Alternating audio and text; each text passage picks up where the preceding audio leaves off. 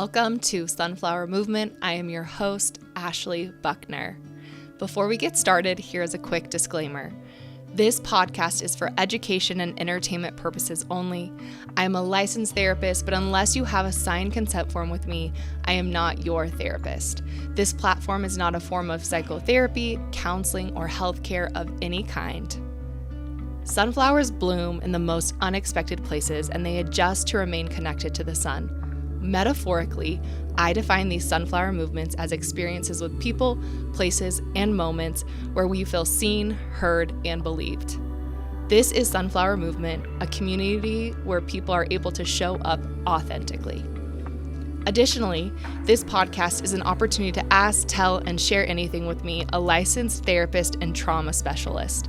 Together, I, along with my guests, will explore a variety of personal stories about mental health, trauma, religious trauma, relationships, nervous system regulation, spirituality, and all that the healing process encompasses. The link to submit and ask, tell, share anything with me anonymously will be included in the show notes. Thank you for tuning in. I'm so glad you're here.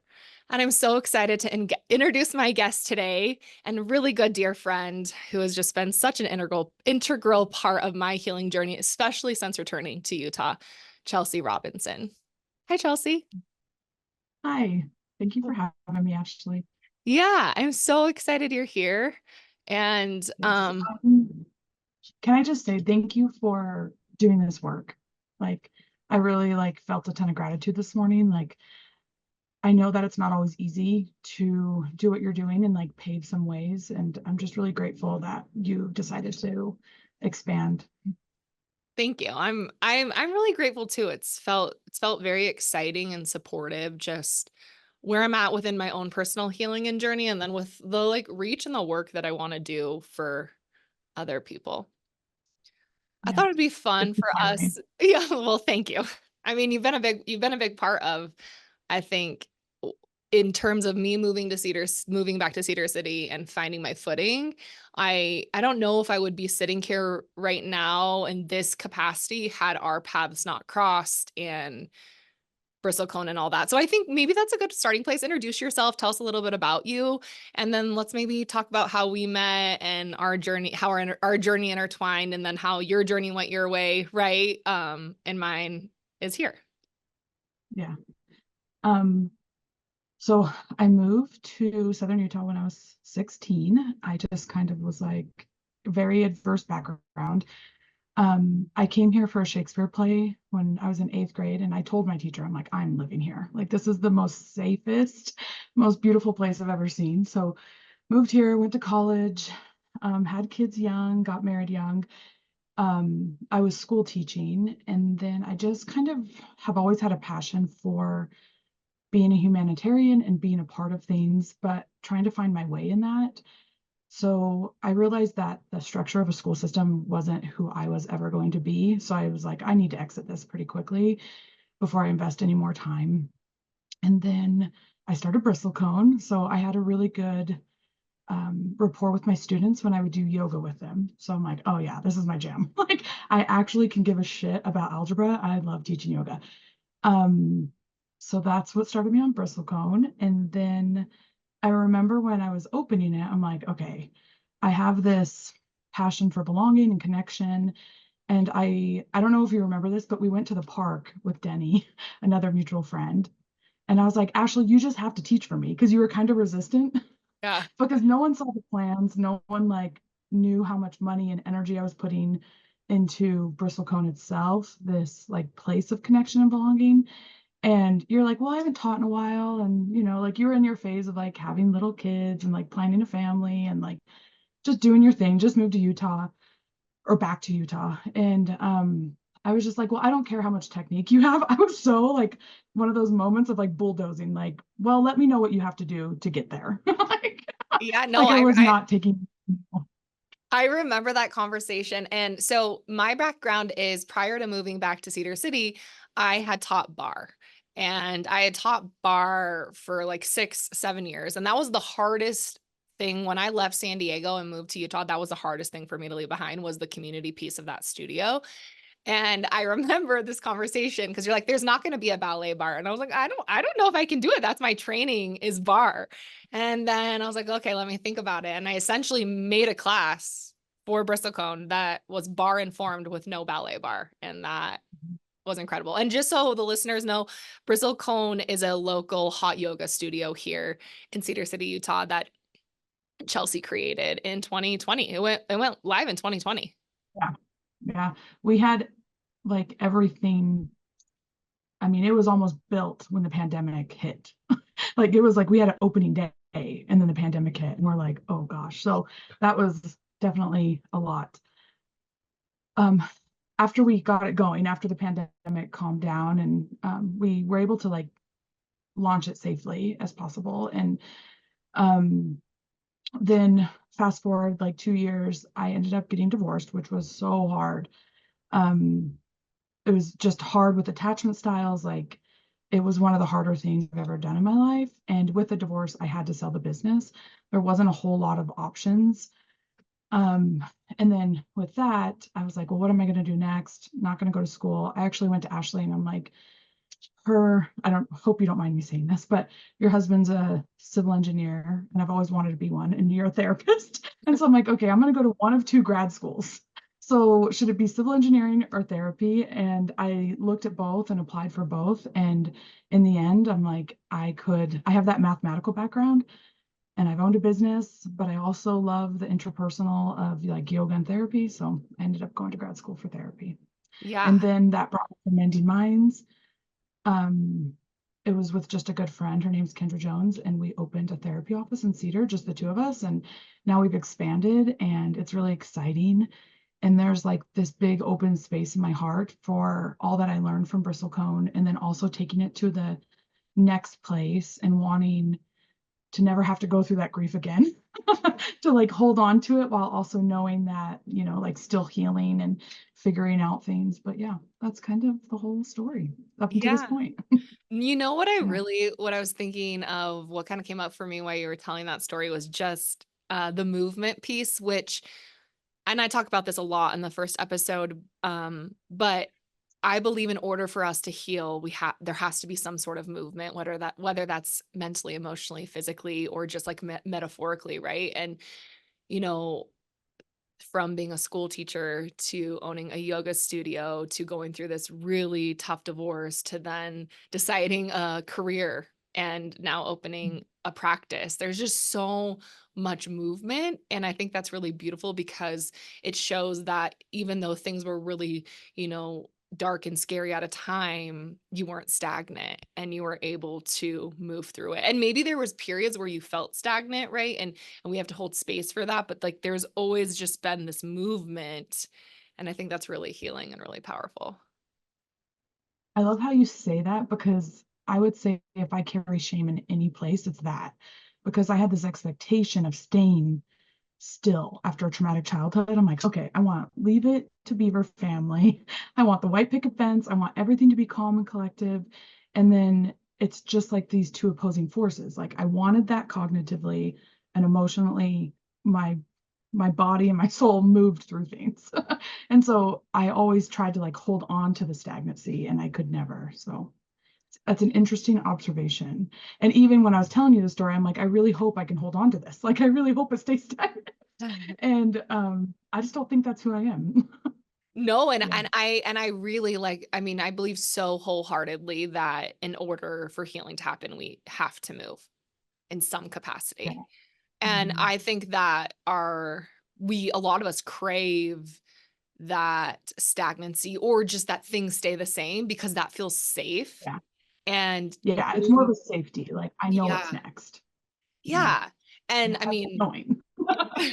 and which so true, but I think, as you know, there's just so much uncertainty in this life. And I think there's so much that goes into the healing process around being able to tolerate the discomfort of uncertainty.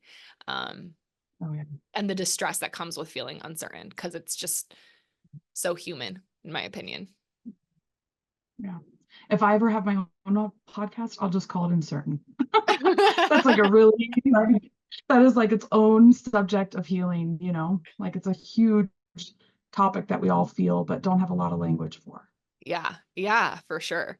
And there's not always language for it too, because sometimes we can't even describe the things that we feel within our own being. There's just not words to describe them. And that can feel really distressing if we're uncomfortable being inside our body and sitting with uncertainty for sure. Yeah, So I why agree. don't would love for you kind of to share with everyone what you guys offer at Mending Minds. And I can ask some, more questions too to curiously explore that because I think it's a really awesome resource for us to have here in Southern Utah. And I would love to just hear more about it and what you guys offer and all of that. Yes. So, like I said, it just started with me and my partner, Kendra, my business partner. And then we slowly figured out like how insurances work and like where we want to be in the therapeutic world.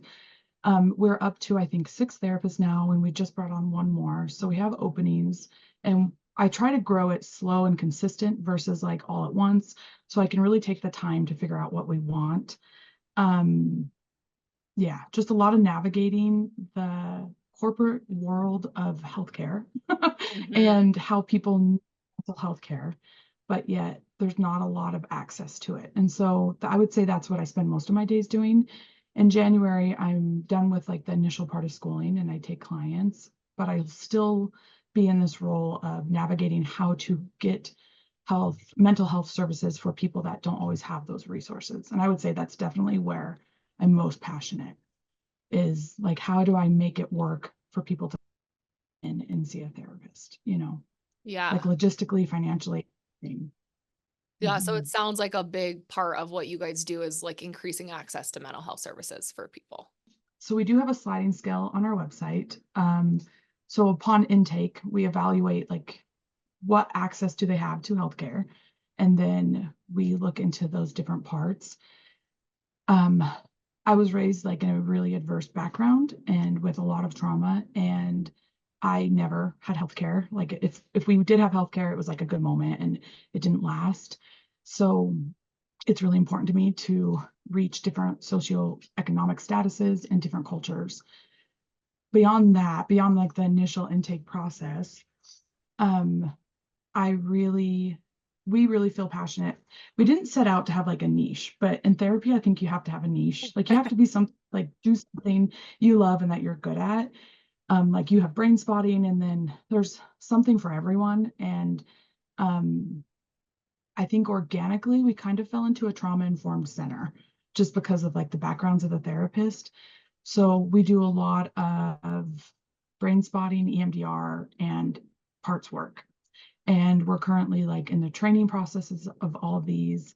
So beyond just that initial therapeutic, like listening and talking, we try to go into a little bit more with how to heal from trauma.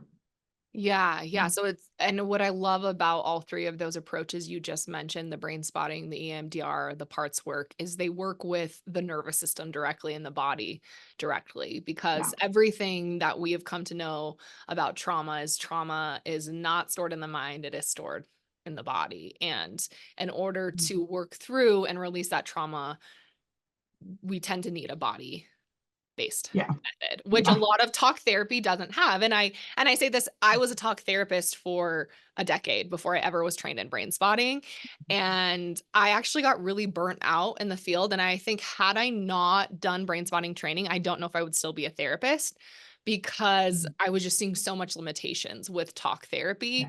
And I think there's a time and place. Like I do still have some clients where majority of our sessions are talk therapy sessions with the intent to get to a place to do some body work, right? Because body work can be extremely activating and distressing for a lot of people who haven't really spent time in their body out of a trauma response. Um, but when I talk with people or refer people to services, especially if I don't have the capacity to take them on as a client or I'm just not the right therapist for them, I'm always recommending a body-based approach. And I love that that's a huge component of Mending Minds because I think it's super significant for treating trauma and just treating the human condition in general. Absolutely. I mean, the age-old saying, the body keeps the score. is just so relevant. And we have a joke here. So I feel this again, this is not a form of therapy, but this is just our opinions. And maybe this will help somebody kind of launch into the direction they need to go to listening to this podcast. But we have a joke here. Some people are like just their body, or some people are just their head. So, and you can kind of recognize it when you're a therapist. You're like, oh, they've intellectualized everything, or oh, they just zoned out for 4 hours and like they only felt their body. And there has to be this like congruency of both to just come to more of like a healing and calm place of like knowing your direction and your worth in life. And so that's the goal, is to like find that balance. What I will say about like, I just want to go into this a little bit. EMDR is a very direct way, like rapid eye movement, and it targets like a specific traumatic event. So this is what I've found. And that has a lot of research around vets and people with like maybe a singular rape, things like that. And it has great results. And then you have brain spotting, which is something similar, but it's more broad. So it's helping your neural pathways like just grow and strengthen and seeing different angles. And it's not such a specific event. It could happen at any time. And it's this broad thing. And then you have parts work, which is like talking about our direct actions. It's the direct foundation of ourself, which is IFS, which is all these things can be, linked and given the right credit to the right people. But I love all three because parts work helps you understand, well, why do I feel that way when I pass a gentleman in the hall, and brain spotting just helps you expand your thought processes, and EMDR can help clear out a traumatic memory that specifically. So like just the combination and having all three on deck is to me so powerful. Yeah. And then also the yoga. Obviously, I can talk yoga to death because that offers more of like a brain spotting, but in the body. Like it's just this expansive time with your body to understand. Yeah, yeah. I mean, and there's a whole component of brain spotting, like in later trainings I've done. It's called body spotting, and it essentially Mhm. works with activation and just in the body through like touching the activating points or through something like yoga. I think too, what comes up for me, and I talk about this a lot. I'm not an EMDR expert by any means. And I would say the biggest difference in EMDR and brain spotting is EMDR is done in movement, like that rapid eye movement, and brain spotting is done in stillness. And when we have to sit in stillness within our own being, that's where we go to all of these different places. And I would also say too, parts work, because I do a lot of parts work actually in brain spotting sessions. So we'll link parts work. It's called internal family systems in the show notes too. As I talked about this a couple episodes as well. So if you want to look more into that. But what's really cool with brain spotting is sometimes the neurophysiology will bring up a particular part Mhm. in the brain spotting session, and then incorporating parts work techniques to work through that can be really Yeah, cool too. I just yeah. I think, any type of body-based approach is super effective. There's a couple others out there. I don't know a ton about neurofeedback, but I want to invite listeners to look into that, as well as somatic experiencing. Just Mhm. again, really being curious about body-based approaches. I mean, there's a lot of research around breath work. There's a lot of research around yoga and trauma-informed yoga. So there's just a lot of healing options that don't require you to go sit and talk about your traumas. And I think that is huge. Yeah. And I think the like point of all of that is just knowing what you need and when you need it, and being brave and courageous to find those places, and not just, I hear sometimes like, oh, I didn't like yoga or therapy didn't work for me. And it's just like, that's okay. Like we can sit with that. And also then what does work for you? Like where are we going to find that drive and that passion to offer the best version of ourselves to the world? Yeah, yeah, for sure. No, this is a really great conversation, I think, for listeners too, to be curious and open. And I always say too, like timing, I think there's a timing element to therapy, and sometimes it's not the right time to start, Mhm. or it might mean you need a pause. And it also might mean that your therapist isn't the right fit for you, because I Mhm. think, even as a brain spotting clinician, and there isn't a ton of talking always in my sessions, it is so important the relationship I have with my clients, that they feel seen and heard and connected to me. Oh, And absolutely. I think, I would really encourage people too that are seeking therapy for the first time to, feel free to therapist shop and do consult calls, because if you're not feeling it with your therapist, if you're not feeling that connection, and with that being said, it might take a couple sessions, but if after a couple sessions you just can tell, find someone Mhm. new, because sometimes it does Yeah. take a few. Like I think about when I started my own brain spotting work prior to getting trained. I started with a therapist and I worked with her for a few months, and I got trained during that process, and it was almost like we were at the same level and I was learning more because that was more what I was passionate about, and I had Yeah. to pivot and get someone new who was at a higher level than me and had more experience in the field. And Mhm. I was really proud of myself for doing that, because I think prior I have people pleasing tendencies, and we could get into the why of that, but we're not going to today. And I I'm now with my current therapist, and I've been with her for 2.5 years. And I'm just so proud that I was like, nope, this isn't going to work. And I'm going to find someone new. And it was my therapist, what the therapist before wasn't offended. And it was just such a cool experience for me. Yeah. It's so kind and compassionate to be able to say like, "Hey, this isn't necessarily the fit I need right now for the timing I'm in my life." Um, and just say it the most compassionate way. And the therapist that has a strong sense of worth, it's just so normalized. Like it's not a big deal. We want you to want to be there. And so it's not even to me, I'm like, let's normalize firing a therapist when it doesn't work. And vice versa. Sometimes you have to fire a client that doesn't always work. Like, hey, you can see it from a therapeutic approach. It's not the best fit, and you want the best for them. So I'm so into like being honest and open. I think it's the most compassionate, kind thing to do when it comes to finding a therapist. Yeah. So when do you finish school and when do you start seeing clients? I think that would be important for our listeners to hear. Yeah. So I it's kind of complicated, as you know. Utah is actually one of the hardest states to get licensed in, just so everyone knows. I actually think it's the hardest out of all 50 states. So I start seeing clients in January. So I'm done with all my coursework in December, start seeing clients in January, and then it takes years after that to get licensed. So you're in it, I think in Utah, you're in it 3 years before Mhm. you're licensed. Yeah. So And you work under a therapist. yeah, and it's so funny, a caveat to that, it's actually easy to get licensed in Utah if you're licensed in another state. So I was licensed in California prior to me moving to Utah, and I just had to fill out some paperwork to become licensed in Utah.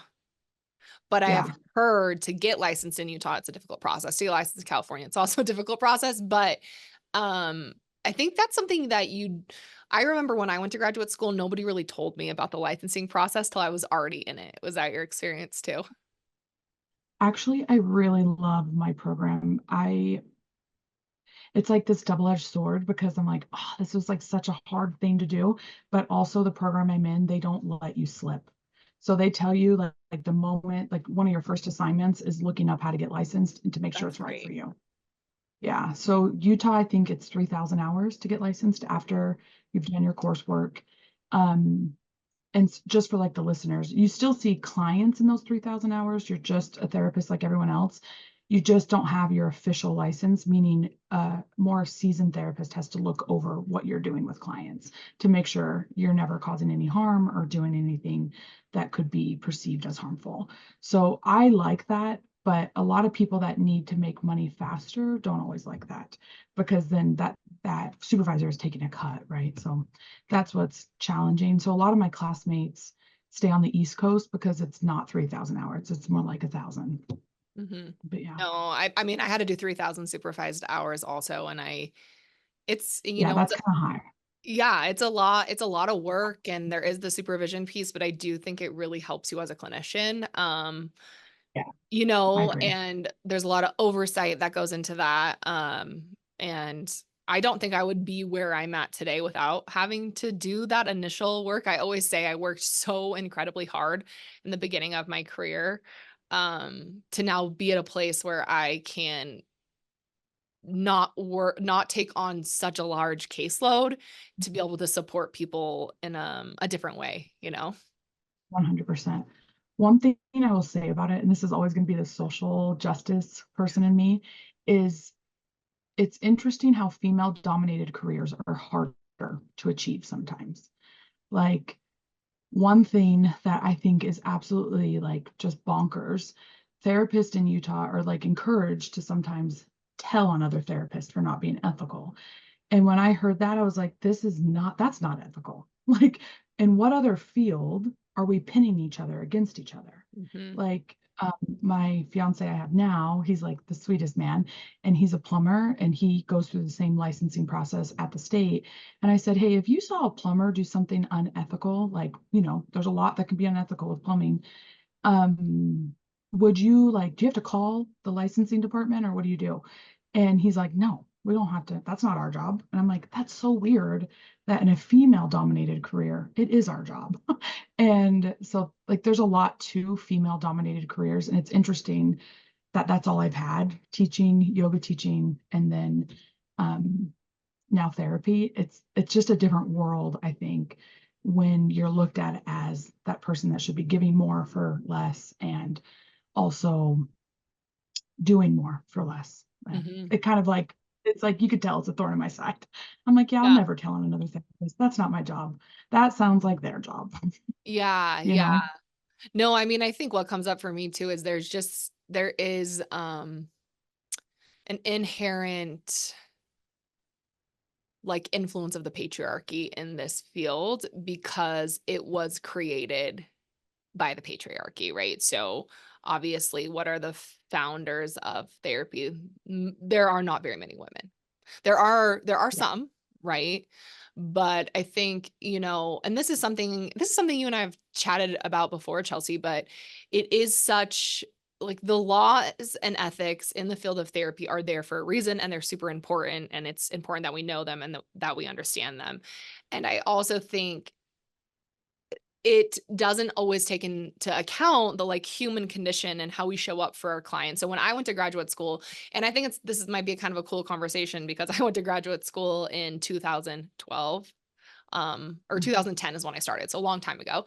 And it was very much like you are almost like inhuman when you're staying with your clients and you Yeah. have no Yeah. emotion. Mhm.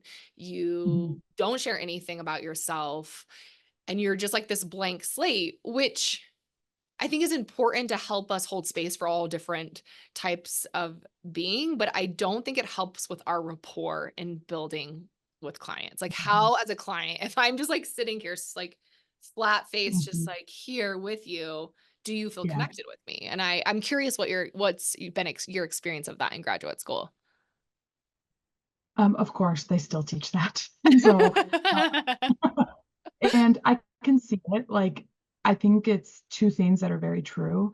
Um, if somebody had recently gone through divorce, I hope they trust me with that. And I hope they know that I can hold that and that I'd understand it.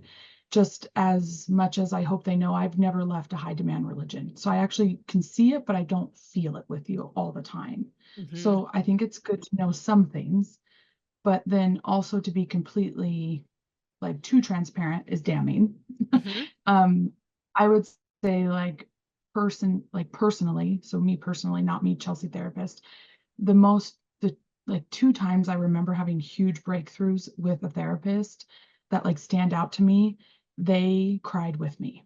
And they like one therapist, I was kept on going back to my ex-husband.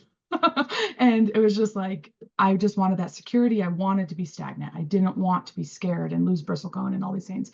And the therapist actually threw their iPad at me. I was just like, okay, like they got so emotional and they showed it and they're like, Chelsea, can you not see this? Like, and they like broke that wall. And I'm like, you're right. Like I do have to leave. Like, and I walked out of the therapist office and I called my best friend and I said, yeah, I'm doing it. Like, I'm not going back. Like, no matter it's changed this time or whatever, I'm not doing it. Yeah. And that was a pivotal moment. And um, so I think if that weren't to have happened, how long would I have let that go on? Yeah, sure. So I think it's just so important to show some emotion and be human, but Yeah. also make sure time is about them. Yeah, yeah. No, I love that. I think just like being human, right? Because we are as therapists human.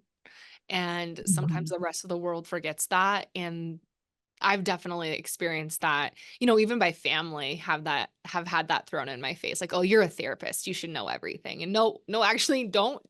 I'm first and foremost Yeah. always a human, right? Mhm. And I What think brings, go ahead. no, go ahead. You go ahead. What that brings up for me is like even a bigger concept of the field of psychology doesn't know everything.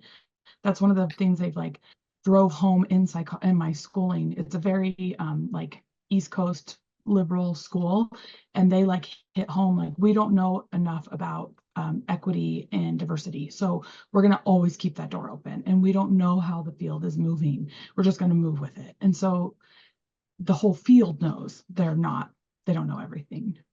Yeah, no, I love that. Thanks for sharing that.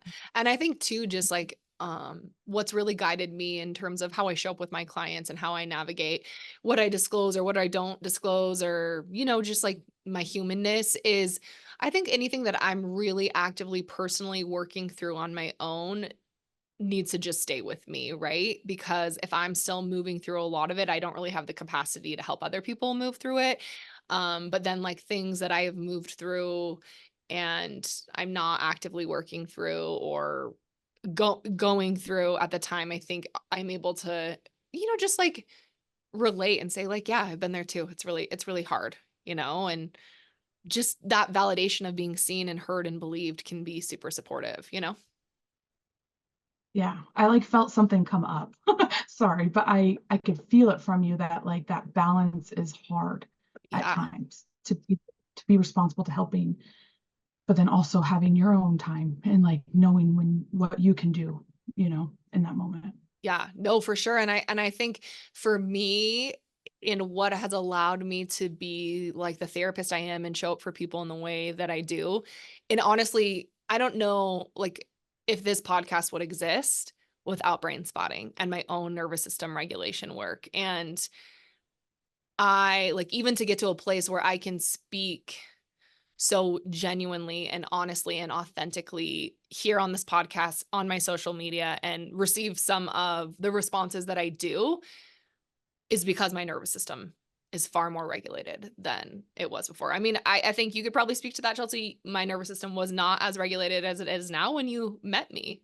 And I think I I love think you to have, lost a lot.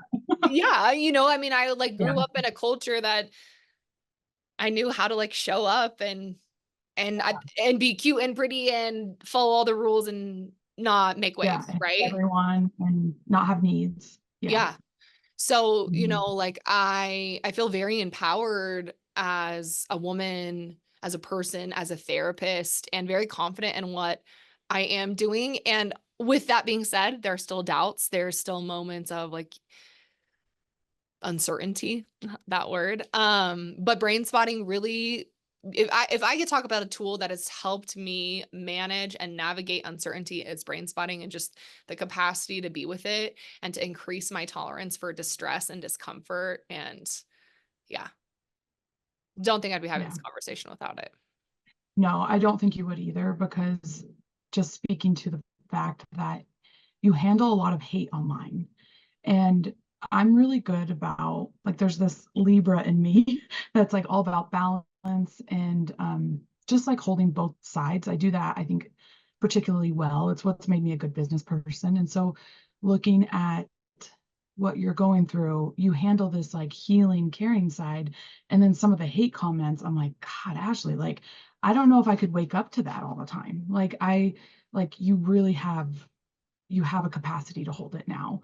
Not saying that it's easy every day, but it's Yeah. definitely, No, absolutely. And honestly, so much of the hate I just see rooted in trauma. I just have this such a deep understanding of trauma and distress that we experience in our life, especially like early childhood trauma and how it impacts how we show up in the world. And not that it excuses some of the hate or the messages or the inappropriate behaviors, but it allows me to be on the side of like, yes, I know what I'm talking about is extremely activating and it is very hard to hear. And it is so much easier to put hate on me and make me the problem than have to sit with what I'm saying is stirring up in your being, because that requires you to become embodied, right? To be curious, to be open, to explore some of that. And for a lot of people, especially, if you've been raised in a high control religion that has told you this is the one way to live your Mhm. life, it is so much safer to make me the issue than to have to reconcile that within your own being. And I think I Mhm. can hold it because I see it from that lens. I just have so much compassion and empathy for those responses because they're wounds. Like they're just such deep, deep wounds. Yes.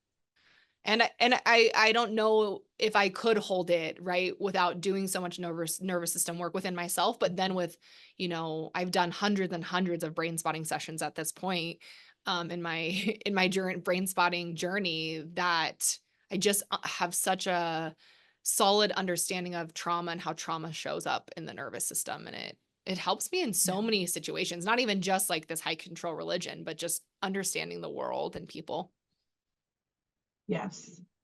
What I'm hearing a little bit is that you've done this work to hold it, and the hate comments you get at times, those people haven't done that same work to hold what they need to hold, Yeah. essentially. But they're allowed to have their beliefs. I think that's one of the misconceptions is like, I think as people that genuinely want to be good people, I would so support anybody in any religion, but I'm always going to be pro healthy relationships first, everything else second. And so when you hear that, I'm like, oh, I'm not trying to like attack you. I was just stating something. You took it as an attack to decide to attack me. And there's definitely this lack of balance in some of those where they haven't done that work. Yeah. Yeah, and I mean, and also too, I take so much ownership for my own missteps on this journey because there have been a few. Actually, I had this interaction happen last week, and one of my reels got stitched by someone that has quite a large following that um, put me on his platform and stitched my reel. And Mhm. I was like, "Oh my gosh, I need to go comment and I need to make sure that Mhm. who like I show up, right? And defend Mhm. myself or whatever that looks like." And then I proceeded to engage in some comments because I got a huge backlash because we have two very different followings and different ways of being. And I woke up at like 4 o'clock the next morning, like, oof, I did not navigate that properly. Like whoa, whoa, whoa, I don't like the way I showed up. So I then went and deleted my comment because I was just getting so much hate. Like, this is not good for my nervous system. This is also not helping me show up on this platform. And then he had taken a screenshot and then he like put that all on the stories. And then I just got so much hate. So then I was like, okay, I need to block him because I need a break. I need to distance myself from this. I need to reflect. And it brought up a lot for me. I felt like ashamed of myself. I felt disappointed. I felt embarrassed, right? And having to sit with that and work through that. And it's kind of this story is cool because as I did that, and I'm like, whoa, I need to repair with myself. First of all, I don't know what I'm doing on social media. I mean, this is like all new territory for me for the last few years, and I'm gonna mess up. I'm going to make mistakes. I'm going to say things that I don't know I would say if I was having a face-to-face conversation. And I had it was Sunday night in the middle of the night. I was like, "You know what? I really need to repair with this person." I felt like I needed to reach out, and it was so beautiful because I wrote him a message and I sent it. I like obviously unblocked him because I didn't block him. It's so funny. I didn't block him because of him. I blocked him because of me, right? Because of my own activation. And so I unblocked him and then I sent him a message and I just said, hey, I wanted to take ownership for how I showed up and I didn't navigate everything properly. This is why I deleted my comments and blocked you. I needed to take space and distance. And it's really important for me to own my stuff. And I let him know I really would be open to having a more meaningful conversation to better understand you because I can and do see how your religion has been so supportive in your life. And then I didn't hear from him for a couple of days because messages get lost in DMs on Instagram. But actually yesterday I had a bunch of audio, like he sent me a response and like thanked me for reaching out and then sent a bunch of audios to me. And then we audioed back and forth. And it was just such a beautiful conversation of understanding and represented so much of how I want to show up with my clients on my online space of I I get it. Like I see and understand and recognize that his belief is what gives him peace and hope and joy, right? And I hold space for that. And I also hold space for the other side of that equation, which then I think helps me have the middle ground. And yeah, I mean, it was such a beautiful like story experience. I don't know why I wanted to share that with you, but I feel like it aligns with I what we're think, talking about, you know? and it's really human to share that. So thank you. I think if you weren't to have run into that, it doesn't mean you're in the arena, like you're in the arena.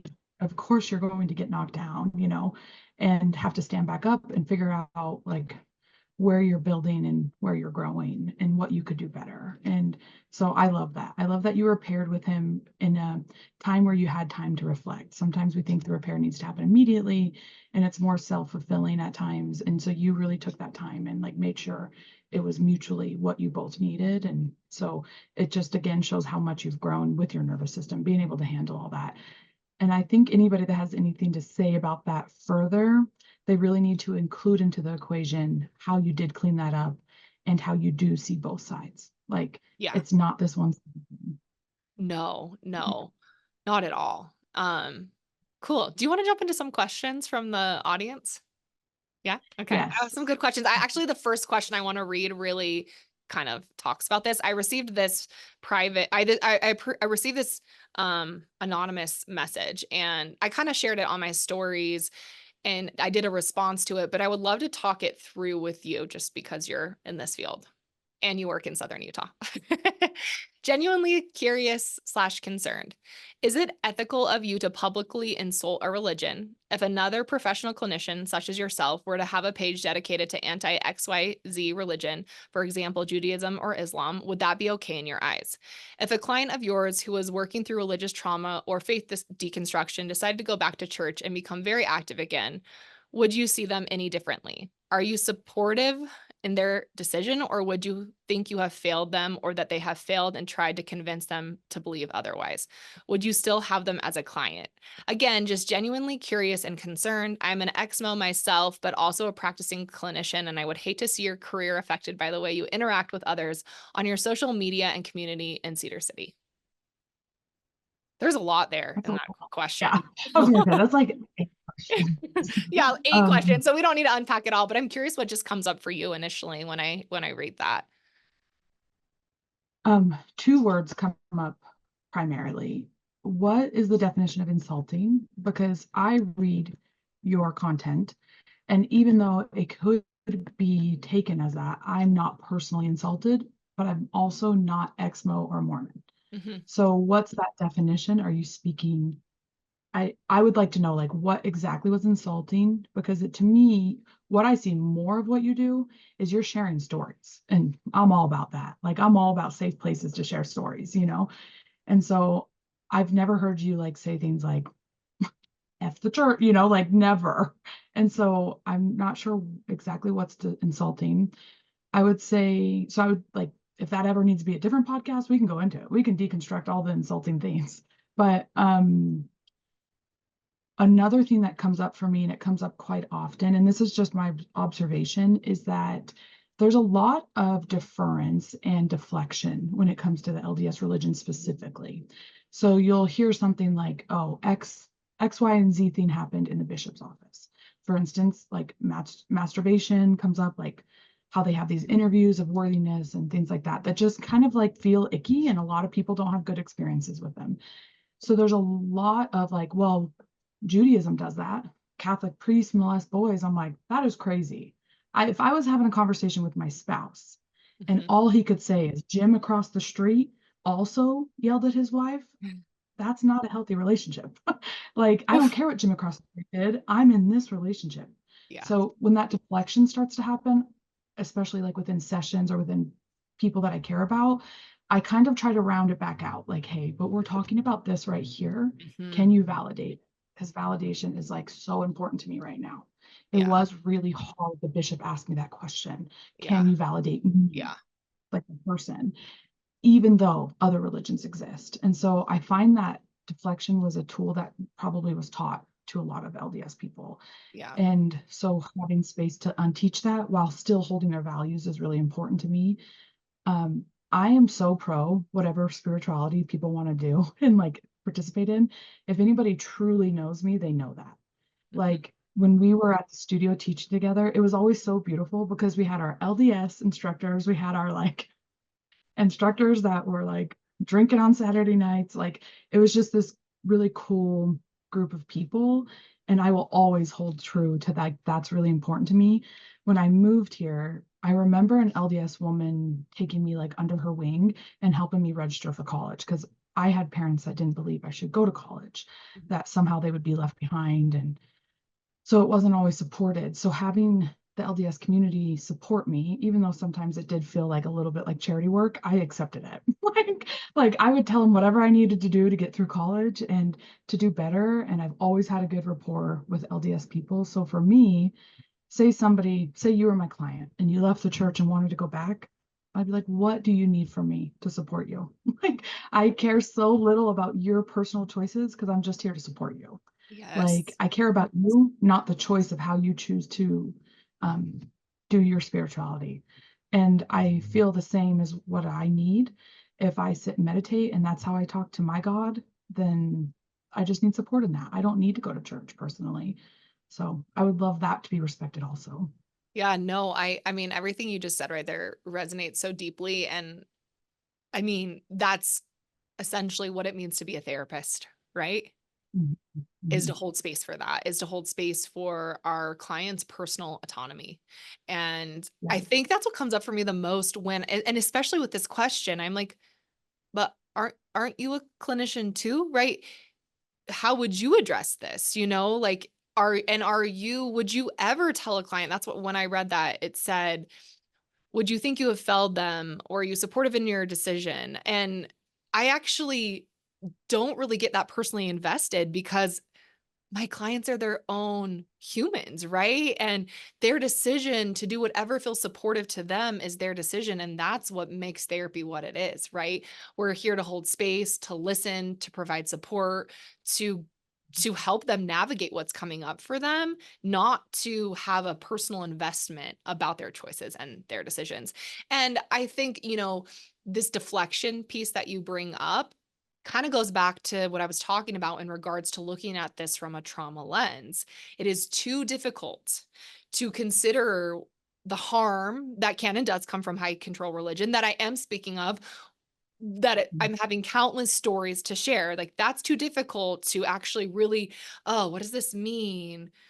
What does this say? Like, what's coming up for me? What wounds are being hit? So I'm just going to deflect and make someone else the problem, or make the religion the problem, or feel insulted.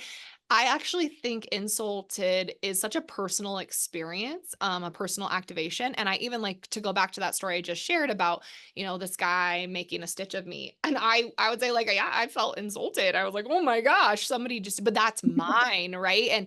And to be curious about that, why was that insulting? And it really had nothing to do with him. It had more to do with my own insecurities, my own fears about just how I'm navigating all of this, right? And to sit with that and reconcile it allowed me to realize, but I actually am totally supportive of him making this stitch, because guess what? His response is valid. If this is how the church shows up for him and is supportive to him, yeah, go for it, right? Like that's what I believe in as a therapist, for you to advocate and tell your story.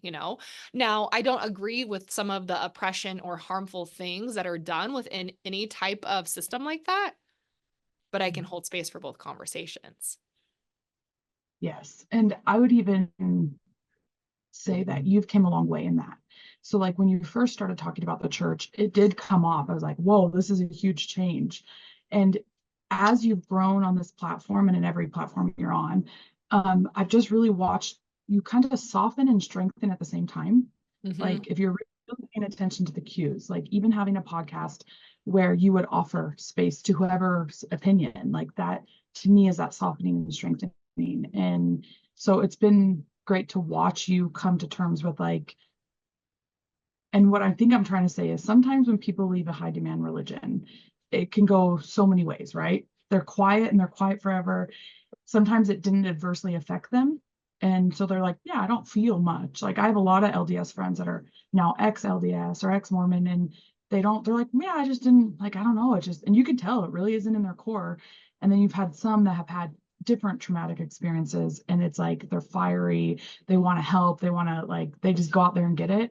And so watching you navigate how to do that in a small town and on a platform that's not always forgiving is really, I think it's inspiring, because like I would rather stay neutral and calm.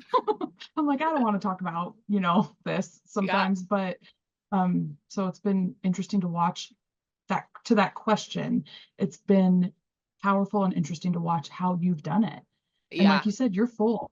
As a clinician, you're full. Yeah. Yeah. You're able to do what you need to do that's best for you. And that I think says all of it, right? Yeah. And I think, Mhm. so much, and this is what I say a lot, is there are so many spaces in Utah where people can go talk about the supportive, healing elements of the LDS church. Like, there's no doubt in my mind, you or I could go find that space today, right now. Like, we absolutely could. And I think that's incredible. But the Yeah. other side is not true, right? Yes. It's Mhm. becoming more true and it's becoming more open. But I think, the hope of this is that there are places that you can go question your religion without ever having to leave your religion. There are places where you can go say, "Hey, I don't know if I believe in this and this." Yeah, right? Like, and that's what I Yeah. want to say. Just because I'm a safe space to question your religion, to deconstruct, to work through religious trauma, by no means that you can't continue to believe, right? It's all about, Yes. finding what's personally best for you, and we need to have the spaces to be able to talk about it not being okay, and that's very hard to do in Utah. I mean, I know I grew up here. I was raised a member Mm. of the church. Had I known, I could say like, "Hey, this feels really weird. I don't know if I agree with this." I think it would have been really helpful for me as a youth. And it's so funny your point too. I do know when I first moved back here, I know. I mean, and when we first started interacting, I was so anti the church because I was like, I had been gone, and then all of a sudden I'm back, and what the fuck? Like, whoa, right? And I was getting all this information, and I think it's such a good point too, is that we kind of have to go all of those spaces, in whatever thing we're healing or working through. And again, I credit brain spotting to getting to this place where I can actually genuinely hold space for both and understand both, because in my own nervous system work, I've had to heal my own religious trauma, right? Because that's in my being too. I think the other piece of this too that I've really been able to celebrate in my, own deconstruction journey is for my entire adult life. So from 20 years old to now, has been done outside of the church. So all of my adult experiences were outside of high control religion. And that allows me to have a very different experience and take and understanding.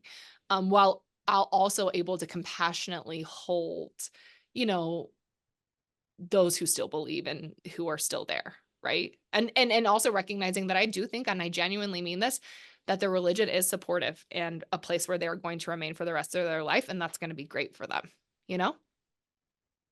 I think when you were just talking, to me, it sounds like empowerment. So that's the Yeah. word that comes to mind.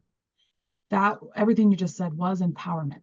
And your space that you've created among your people, if you can hold space for both and they can like analytically decide what's best for them and emotionally and spiritually, and there's just space for that without judgment or fear, if we can copy and paste that to every religious setting, that would be so beautiful, because then we can really be empowered by what we're choosing. Therefore, it gets done, like life gets done, things change in an empowered way, like we progress as a society a little bit. So if I could ever like challenge any church leaders, I would be like, how do you have that sense of empowerment people, to your clergy, how do they question it in a safe way?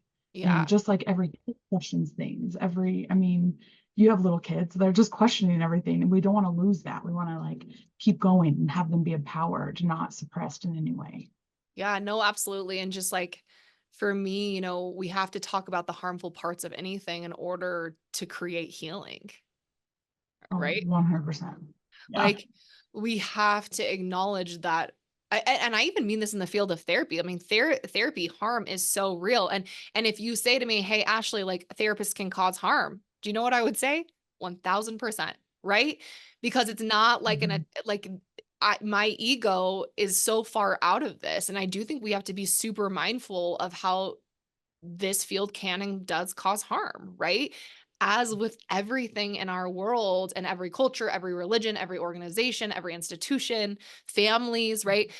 Harm is something that happens. And until we can talk openly about it and process it and have space for it, change and healing can't happen. I mean, right? Like, let's go back to what you and I were talking about in the very beginning. You had to work through the dark, harmful, scary parts of your life to get here, right? Yeah. This is like really personal, but there was a gentleman when I was younger that like abused me, but he also taught me how to read. And so I am very like pro school. I've always been just good at school. Like it's just easier. And it's a lot because this gentleman that harmed me in a very deep way also taught me to read. So I understand when people get triggered by that. It's like the church and our experiences harm us, but they also teach us.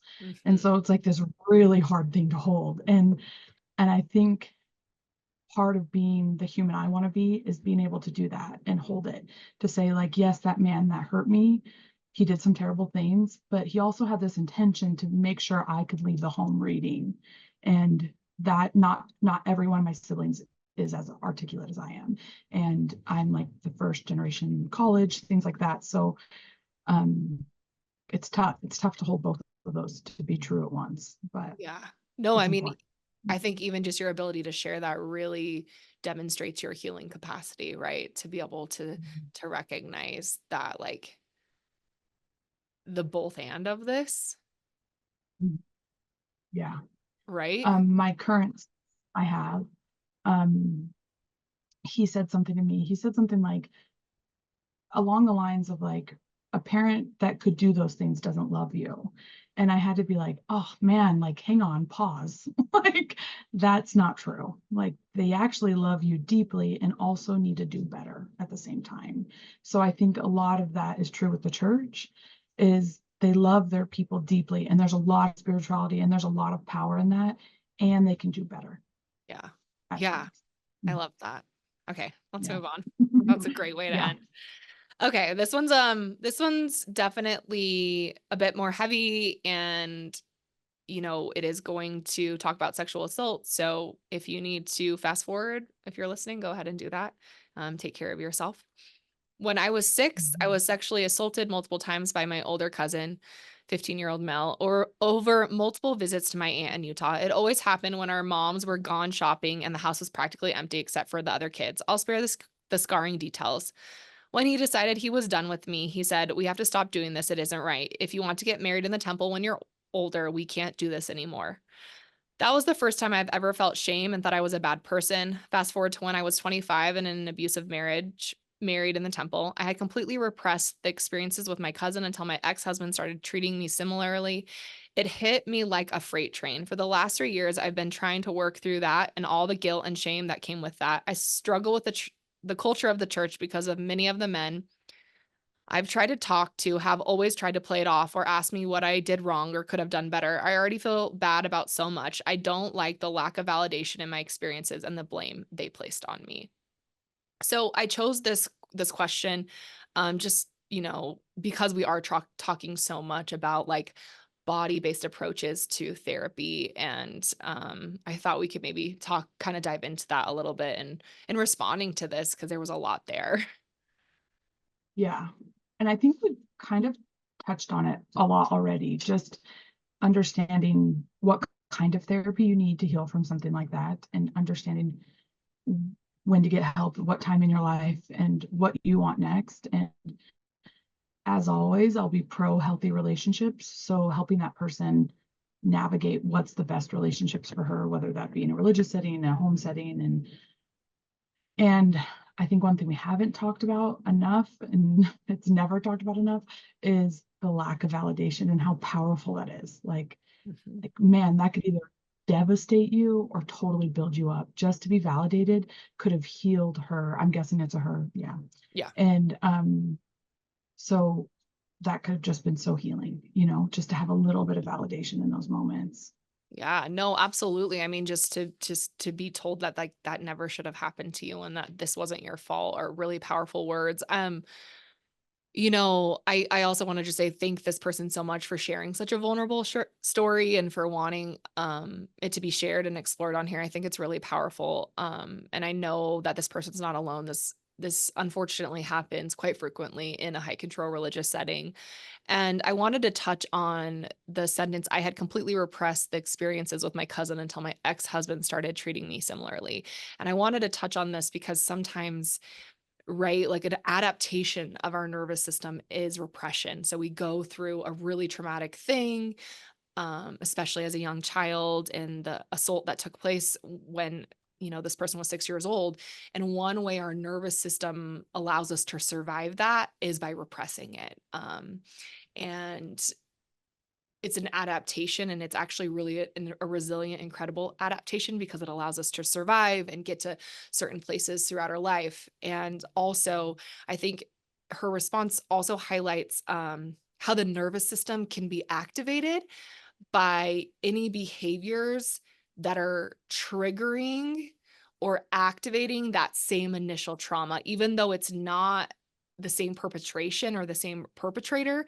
Just our nervous system can't differentiate of, is this who hurt me? Is this not who hurt me? Because that's not really part of the trauma. The trauma is the neurophysiological response we had to the trauma, right? So that's why this would then show up for this individual. If she's in a relationship that's hitting some of those old wounds, it can bring up all the activation and almost send you back to that time, and can feel very much like a flashback in a lot of ways. Oh, yeah. One thing I'm sure you can agree with, sometimes when you see cases like this in your office, you actually see them look that age. They almost look smaller for a moment or different because they really are activated back to that place. And I think this is why having a trauma-informed therapist or a therapist that feels comfortable working with trauma is so important, because they know how to help get you out of there and maybe start to rewire some of those pathways, because it's going to, that, like you said, that nervous system is going to go back to what they know and what they're comfortable with. And they're going to take that same route that kept them safe the first time. But cognitively, this person wants to, it sounds like they want something different. So I think the job of a therapist is to help them. Okay, well, what would that look like? If we don't want to be treated this way anymore, what could that look like? And how can we be our age present and not 7 years old being hurt by a cousin? And I think it sounds simple, right? What everything we're talking about, the nervous system, it's so complicated and it takes so much work, so many hours of being, because when her nervous system repressed that, well, then what has to happen? It has to be unrepressed. It has to be felt and it has to be moved through. And that is so hard. It is So not that easy. it is Mhm. so hard. And I think, as a brain spotting practitioner and I work, a huge part of brain spotting is working with activation. I've also undergone a training that just was also super transformative in regards to brain spotting, of working with like that level of dysregulation, because to go straight towards the activation of that would be super distressing and dysregulating for this client. So there's this whole realm of brain spotting where we start by focusing just purely on resourcing and feeling a foundation of calm, groundedness within our own being before we ever go and visit the trauma. And one of my favorite parts of brain spotting is how versatile it is and how many different ways we can go in to targeting this level of activation. And I think, that would be my recommendation to this person, is to seek out a body-based approach of support to work through some of this. And again, we're going to link all of those in the show notes for sure. Do you have anything else you I want think to that's add? I just think it could be really powerful. What you're saying is maybe starting with a calm, grounded place, like even just going to classes or just sitting and feeling her body and like starting to get back into it so that when potentially that work does happen, if it hasn't already, that she does have a calm, grounded, neutral place in her body. That would be so powerful, Yeah. like starting point. Yeah, Mhm. which is it's a place I start with a lot of clients and literally a lot of my initial sessions with, like, we call it like a high acuity client. So clients who have experienced like complex PTSD or developmental trauma. Developmental trauma is anything that happens, at a very young age. We're just working on that foundational element of calm, grounded, and neutral. And it's been so incredible just, helping clients find that foundation within their own being that they can feel calm and they can feel grounded or neutral, allows for more regulation in general. And it kind of hits some of that trauma without actually even having to hit the trauma, which is really cool. I Okay. think the one Oh, last, go ahead. oh, go ahead. No, you. The last thing I'll say about that is sometimes the word that comes up for me is a privilege. It's a privilege to automatically have those things Hmm. in the body. And it's something you have to work for, just like everything else is working towards that. And so some people weren't abused multiple times, sexually, physically, and they have that. And then a lot of people don't. So when we open up these languages, like, and space around this, just to assume that somebody doesn't have that is probably the way to go. And Hmm. then, like you said, start a session assuming not, and Yep. then you move in, seeing where they're at. Yeah. No, absolutely. And I mean, sometimes that place does not exist. That doesn't exist for a lot of people. And so it's going really, really slow, which is the key to, I Mhm. think, good trauma work is the Mhm. pace, right? And going really Yes. slow to help create that, build that. And it can be starting as something as like as small as a grain of sand. And it's super transformative. So thank you for offering that insight. Okay, this next question, I honestly specifically picked because I was like, "Oh, I want Chelsea's perspective on this." Um, Something I'm curious about is how highly educated individuals, such as doctors, lawyers, professors, or real estate investors, often hold active and leadership roles in the church. I'm trying to understand how they reconcile their education and profession with their religious beliefs. Could anyone share their perspective on this? Um, I don't know. That one's tough because it's kind of a biasly worded question. Because like when I look at professionals, I just don't look at them as their religion. And Mhm. so I don't know. I want to hear your thoughts on it. Yeah, I mean, I tend to just always kind of really view things from a trauma lens. That's just my approach to a lot of just like how I read a lot of these questions, a lot of the comments I get. I think, when I think of a highly educated people, I get really curious. My first question would be, what is their history within the religion? Were they born into the religion? Or were they a convert? And what was the age in which they converted, and what were the circumstances in which they converted? Um, I also think, each person's spirituality is unique to them. So just because someone's a doctor doesn't mean they couldn't believe in the church. I think, you know, it could also be like, well, if these highly educated people believe in it, then I need to believe in it too, right? I think there's a lot that comes up into that. But I do think, because there is a lot of information out there that disproves the Yeah. history of the LDS church, right? So when I think about a highly educated person still, being very invested in it and active and a leader, again, I get curious about their age. And if they were born into it, I get curious about their ancestors because now we're talking about generational trauma. And I did a whole I've done a whole episode on this, which will be the episode before this, about Mormon generational trauma. And in Mormonism in and of itself was built on trauma. So you won't know this, Chelsea, because you're not a member of the church. I'm going to give you a quick history. Joseph Smith, when he created the church, he received a lot of persecution. He was doing a lot of questionable things. I'm not saying that he wasn't, but he received a ton of backlash for it. So the early members of the church received a lot of persecution and a lot of trauma.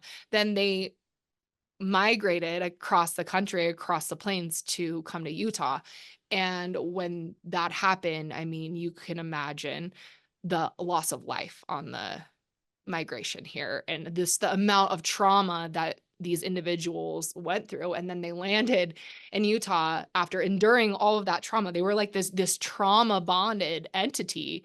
And how do we survive trauma? We become very, very rigid, right? And set in our ways and our rules. And then you have this organization that is pretty rigid and doesn't make a lot of exceptions. They made an exception to polygamy when they wanted to become a state. They allowed Black people to have the priesthood when the civil rights movement was happening. So like that's when we see those types of changes. But for the most part, they're very rigid. And I have empathy and compassion for that because of their trauma history. That's how they have survived. But right, so there's that layer of generational trauma that is in anyone who has ancestors in the church. And what do we know about trauma? It like essentially becomes a part of our DNA. And so these members of the church, again, if you're born into it, you have ancestors, you were literally hardwired and programmed to believe in it. Yeah. From that lens, I think that kind of proves the point of the question is, so when I look at people that are, highly educated, so let's take a lawyer. I've met some great lawyers that have no emotional intelligence. And if they were hardwired into something, I think that's why it's such a distinct thing for me. I'm like, well, they're still a great lawyer. Like what they do on their Sundays is their Sundays, And so I don't think the two things are correlated. Like you could be a really great teacher and also not know how to do the thing in real life, right? And so like I think the two things, emotional intelligence and IQ, are just like different, EQ and IQ. And yeah, so I would just support anybody. I think I have even, if we could take it a step further, I have such a special view on our culture. And I think it like radiates from me in some ways because like, I don't really care if someone's Mormon. I'm going to do the same thing. Like we've kind of talked before, like when the spin studio opened, I'm just like, girls, get your tits out. Like, I just didn't care if there were Mormon people in the room. Like, we were just having fun. And so I never look at it. I just do me, and I don't look at somebody as their religion. I just look at them as the human in front of me. And so if somebody told me they were a bishop, I'd be like, sweet. Like, you happy? You healthy? Like all your relationships good, So I kind of look at it more like that. And now even more so after what you just said with the generational trauma, how could that ever be used against them if it's DNA engraved? And Oof. so. Ooh, I love that. I mean, I think that's really powerful. I think that is a unique characteristic of you in this culture because there's so much just inherent judgment here on both sides. So to just be a person that's like, I'm just going to be me. I don't care what they believe because it really doesn't matter, right? I just care that they're a human in front of me. I'm going to sit with that. Like that's resonating for me. I love that perspective to take and to kind of integrate in my own life because, and I know partly some of this is my own religious trauma, my own religious conditioning is like, that judgment does show up for me. Right. And it's so important to be curious about and be aware of because it does impact how people feel with us. And I want people to feel safe and seen and heard regardless of what they believe. And I think as a therapist, it's really important to, like me, Chelsee, can go out in the world and I'm like, I have like a couple great one-liners I use. And my fiance Lee, he's like, that was crazy you said that because he was raised LDS, like his dad was a bishop. And he's like, I can't believe you said that. And I'm like, yeah, to me, it's just like what you say. Like, I'll be like, that sounds like a boundary in your head. Like, that is not my boundary. Yeah. And so like, I'll kind of like just throw them out and then it quickly stops and changes the conversation. Or like, I'll just say like, oh, patriarchy doesn't live in this space. So let's move on, And so I think I personally know how to navigate it pretty quickly and efficiently without offending too often. But then as a clinician, you would put on a different hat of like just seeing the person of how it affected them. So it's not as always easy as saying, hey, this doesn't affect me, so it shouldn't affect you. Like every person's going to be so different of how they let religious people maybe possibly affect them and how they're affected by religion. And so just having that compassion to know that it's going to look drastically different, Yeah. no matter if the person's a lawyer or a doctor, you know? Yeah. No, and I love that. Like their religion, you're going to them because they're a doctor, right? Yeah. Mm-hmm. And their expertise as a doctor.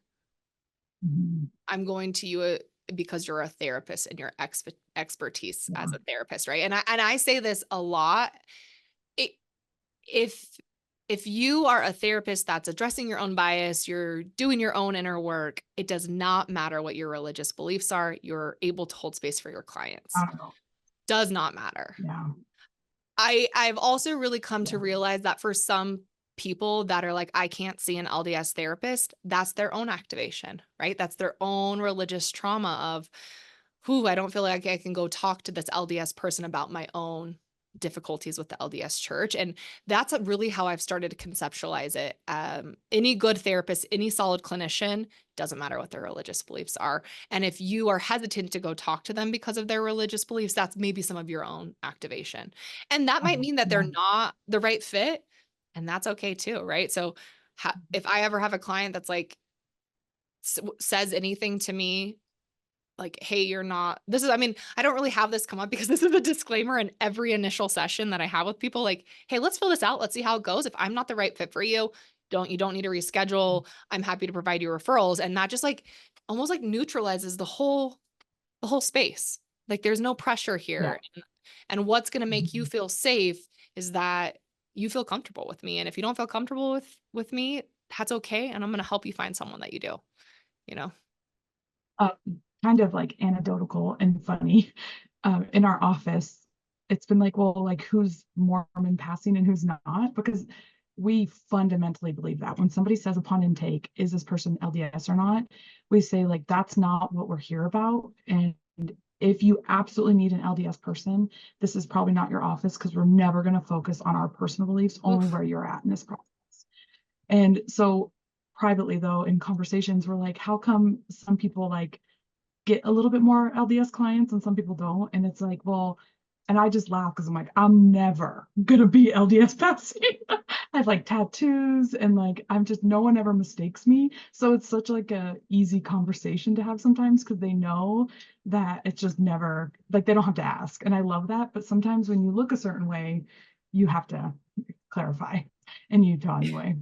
Yeah, Yeah. no, oh my gosh, I love that. I love that you guys do that. That's such a beautiful way to handle it, right? Like that's not what we're focusing about. And just to even say from the get-go, then we might not be the right office for you. Yeah.